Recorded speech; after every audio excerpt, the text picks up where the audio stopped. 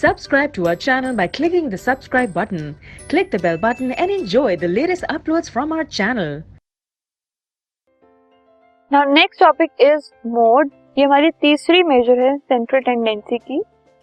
Mode is that value of observation. तो अगर हमें कुछ ऑब्जर्वेशंस गिवन है तो मोड वो वैल्यू होती है जो सबसे ज्यादा टाइम्स आती है ऑब्जर्वेशन के अंदर. ठीक है. सो observation that is it is an observation with maximum frequency. ठीक है.